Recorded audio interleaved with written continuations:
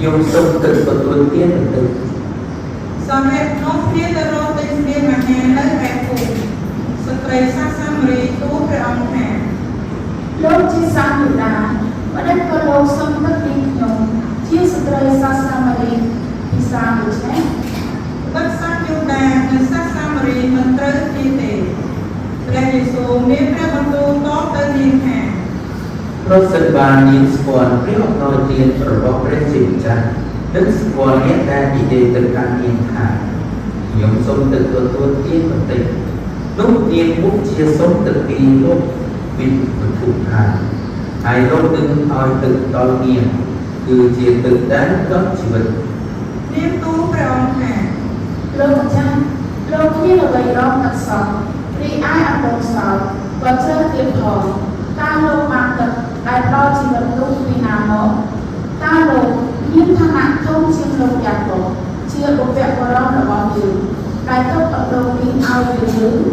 លោកយ៉ាកុបនិងកូនចៅរបស់លោកបានពិសាទឹកអណ្ដូងនេះហើយសត្វរបស់លោកក៏បានផឹកទឹកអណ្ដូងនេះដែរព្រះយេស៊ូវមានព្រះបន្ទូលទៅនាងថាអស់អ្នកដែលពិសាទឹកនេះនៅតែស្រែកតទៅមុខទៀតព្រះអាអ្នកដែលពិសាទឹកខ្ញុំនឹងឲ្យនោះនឹងវិញស្រែកទៀតតបានទៅវិញទឹកខ្ញុំឲ្យនឹងបានទៅជាប្រភពទឹកដែលផុសតាមក្នុងមាននោះផ្ដល់ជីវិតអស់ចាជានិច្ចស្ត្រីនោះទូលព្រះអង្គថាលោកម្ចាស់សូមមេត្តាផ្ដល់ទឹកនោះមកនាងខ្ញុំផងកុំឲ្យនាងខ្ញុំស្រែកនិងកុំឲ្យរវល់មកដល់ទឹកអណ្ដូងនេះទៀត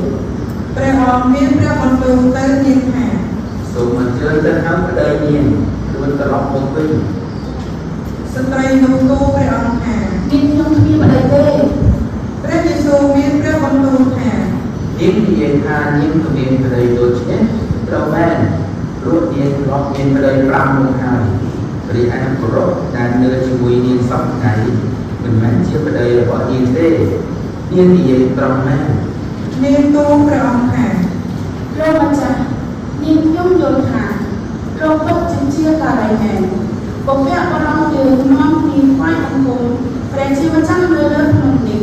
តែពួកលោកជាសាយូដាតែនិយាយថាត្រូវថ្វាយបង្គំព្រះអង្គនៅក្រុងយេរូសាឡិមនេះព្រះយេស៊ូវមានព្រះបន្ទូលទៅនាងថាអ្នកអើយជាខ្ញុំចុះដល់ពេលកំណត់មិនមែននៅលើក្រុងនេះឬនៅក្រុងយេរូសាឡិមទៀតទេដែលអ្នករាល់គ្នានឹងថ្វាយបង្គំព្រះបិតាអ្នករាល់គ្នាមិនស្គាល់ព្រះអង្គដែលអ្នករាល់គ្នាថ្វាយបង្គំទេរីឯយើងវិញយើងស្គាល់ព្រះអង្គដែលយើងថ្វាយបង្គំដើម្បីការសង្គ្រោះចេញមកពីជនជាតិណាប៉ុន្តែដល់ពេលកំណត់គឺឯងហើយអ្នកថ្វាយបង្គំដល់ពិតប្រាកដនឹងថ្វាយបង្គំព្រះបិតាតាមព្រះវិញ្ញាណនិងសេចក្តីពិតដើម្បីព្រះបិតាសពព្រះហត្ថីនិងអ្នកថ្វាយបង្គំបែបនេះឯងព្រះជាម្ចាស់ជាវិញ្ញាណតែទីអស់អ្នកដែលថ្វាយបង្គំព្រះអង្គត្រូវតែថ្វាយបង្គំតាមវិញ្ញាណនិងតាមសេចក្តីពិតស្ត្រីនោះទូលព្រះអង្គថានាងខ្ញុំដឹងហើយថាព្រះមេស៊ីហៅព្រះទីនឹងយាងមកកាលណាព្រះអង្គយាងមកដល់ទ្រង់នឹងប្រទានឲ្យយើងដឹងសពគ្រប់យ៉ាងអស់ព្រះយេស៊ូវមានព្រះបន្ទូលទៅនាងថាខ្ញុំនេះហើយគឺខ្ញុំដែលកំពុងតែនិយាយជាមួយនាង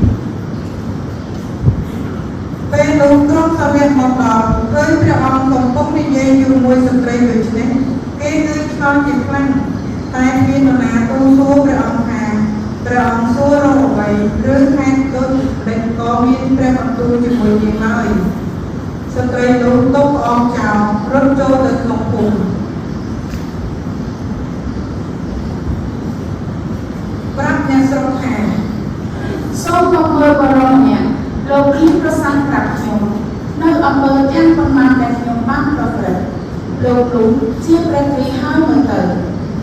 អ្នកស្រុកនាំគ្នាចេញពីភូមិទៅរកព្រះយេស៊ូវ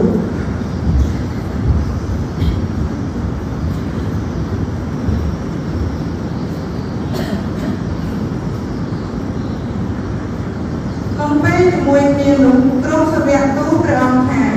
លោកគ្រូសូមអញ្ជើញពិសា ព្រះអង្គមានព្រះបន្ទូលទៅរាយថា យកមានអាហារបរិភោគហើយជាអាហារដែលអ្នករាល់គ្នាពុំស្គាល់ កូនប្រមាណក៏និយាយគ្នាថា ប្រហែលជាមាននរណាម្នាក់យកអាហារមកជូនលោកហើយទេដឹង ព្រះយេស៊ូវមានព្រះបន្ទូលទៅរាយថា អាហាររបស់ខ្ញុំគឺតាមព្រះハរតីរបស់ព្រះអង្គដែលបានចាត់ខ្ញុំឲ្យមកព្រមទាំងបំផាយមេត្តារបស់ព្រះអង្គឲ្យបានសម្រេចអ្នករាល់គ្នាតាមពោលថាគូខាងទៀតដល់ប្រលោចម្រុយព្រះឯខ្ញុំវិញយកសូមប្រាប់អ្នករាល់គ្នាថាចូលមើលទៅមានស្រែមើលស្រូវទុំល្មមច្រូតហើយអ្នកច្រូតបានប្រាក់ចំនួនរបស់ខ្លួនហើយកំពុងប្រមូលផលទុកសម្រាប់ជីវិតអស់ការជីវិតដូច្នេះអ្នកសាព្រោះទៅអ្នកច្រូតកាត់បានសប្បាយរួមជាមួយគ្នាស្របតាមពាក្យចាត់រកលោកថាម្នាក់រូបម្នាក់ទៀតច្រូតខ្ញុំបានចាត់យករាល់គ្នាឲ្យទៅច្រូតនៅក្នុងស្រែដែលអ្នករាល់គ្នាcũngបានធ្វើការនឿយហត់គឺអ្នកផ្សេងទៀតបានធ្វើការនឿយហត់ហើយអ្នករាល់គ្នាទទួលផលពីការនឿយហត់របស់អ្នកទាំងនោះ ក្នុងភពលោកមានអ្នកស្រុកសាមារីជាច្រើនជឿលើព្រះយេស៊ូវដោយសារពាក្យដែលស្ត្រីនោះបានបញ្ជាក់ប្រាប់ថា ខ្ញុំជឿមិនមែនថាតែឲ្យបានគឺពាក្យនេះប៉ុណ្ណោះទេគឺមកពីយើងបានគឺព្រះអង្គមានព្រះបន្ទូលធម៌និងប្រជាថែមផងហើយយើងដឹងថាព្រះអង្គក៏ជាព្រះសង្គ្រោះរបស់លោកមែន នេះជាព្រះបន្ទូលដ៏ល្អព្រោះព្រះយេស៊ូវគ្រីស្ទជាម្ចាស់